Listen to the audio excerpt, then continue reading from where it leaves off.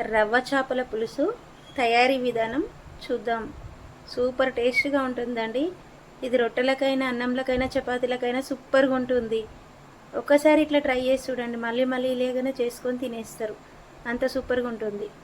Hi అండి, ఇవాళ చేపల పులుసు రవ్వ చేప అంటారండి. అది కేజీ ముక్కలు. ఇవి సూపర్ టేస్ట్గా ఉంటుందండి. ఇక నేను ఉల్లిపాయలు ఎంచిన కడాయిలనే చింతపండు నానబెట్టుకున్నా. చింతపండు, 3 టమాటాలు, కరివేపాకు, కొత్తిమీర, పచ్చిమిరపకాయలు, 1.5 స్పూను జింజర్ గార్లిక్ పేస్టు. ఇది ఉల్లిపాయ కొంచెం నూనె వేసుకొని మంచిగా బ్రౌన్ కలర్ వచ్చే వరకు వేయించుకొని అందులోనే జీలకర్ర, మెంతులు, ధనియాలు ఇవన్నీ మెత్తగా మిక్సీ పెట్టుకున్న పేస్టు. తయారీ విధానం: స్టవ్ వెలిగించి చేపల గిన్నె పెట్టుకొని చేపల ఫ్రై గిన్నె సరిపడా నూనె వేసుకోవాలి. నూనె వేడైనాక జీలకర్ర, ఆవాలు, మెంతులు. జీలకర్ర, మెంతులు, ఆవాలు మంచిగా వేగినాయి. ఇంకా ఇప్పుడు జింజర్ గార్లిక్ పేస్ట్ 1.5 స్పూన్.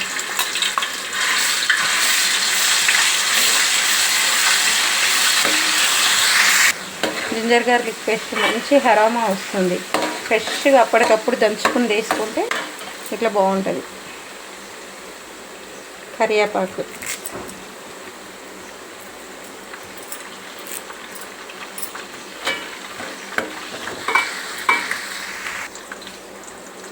ఒక స్పూను పసుపు,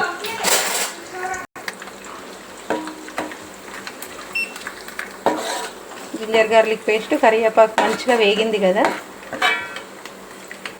ఇప్పుడు కట్ చేసుకున్న టమాటాలు మీడియం సైజు. నేను చాలా చిన్నవి తీసుకున్నాను, 3 తీసుకున్నా. కేజీకి మీడియం సైజు 2 వేసుకుంటే సరిపోతుంది.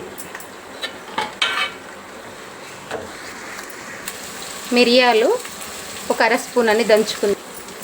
అది అట్లా టమాటా సాఫ్ట్ అవుతుండగా ఇప్పుడు చింతనీళ్ళు తీసుకుందాం. టమాటా మంచిగా ఉడికిపోయింది కదా.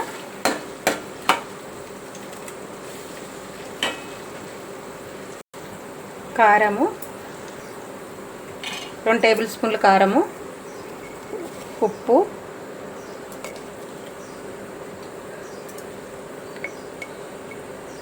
ఇది కూడా 2 టేబుల్ స్పూన్లు.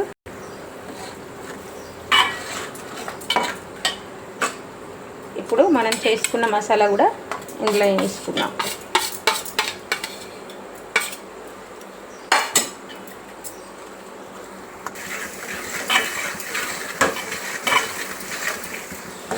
మసాలా మంచిగా ఒక 2 నిమిషాల నూనెలో వేగనిద్దాం.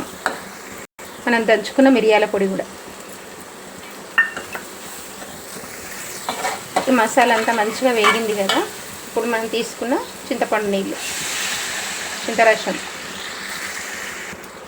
మనం ఇట్లా పాత చింతపండు తీసుకొని వేసుకుంటేనే మంచి టేస్ట్ ఉంటుంది ఈ గ్రేవీ.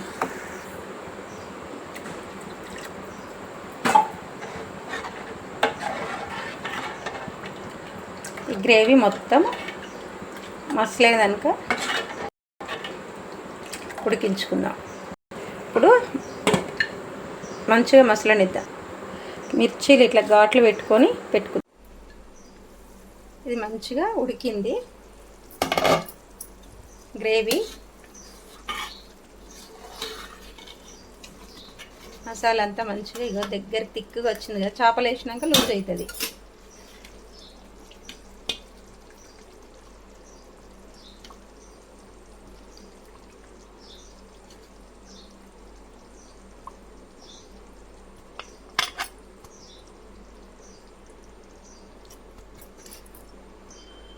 చేపలు మంచిగా చదువుకున్నా. ఇప్పుడు ఉడకనిద్దాం మూత వేసుకొని. మొత్తం ఉడికినాకనే చూద్దాం. పచ్చిమిర్చి చీలికలు వేస్తామని. ఇవి మంచి ఈ గ్రేవీలో తింటే చాలా సూపర్గా ఉంటుంది. పచ్చిమిర్చి ఈ టైంలో వేసుకోవాలి, మంచి ఫ్లేవర్ ఉంటుంది. ఒక 4-5 నిమిషాల తర్వాత చూస్తున్నా మంచిగా ఉడికింది.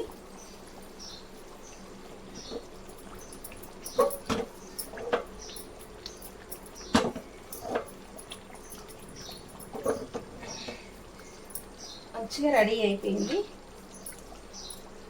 కొత్తిమీర జల్లి స్టవ్ ఆఫ్ చేసుకుందాం. ఈ వీడియో కనుక నచ్చితే లైక్ చేయండి, షేర్ చేయండి, ఛానల్ని సబ్స్క్రైబ్ చేసుకుంటూ కమెంట్ చేయండి. Please like, share, subscribe. ఇది సూపర్ టేస్ట్గా ఉంటుందండి. కొంచెం గ్రేవీ లేకుండా తినేస్తారు, అంత టేస్ట్గా ఉంటుంది చేపల పులుసు.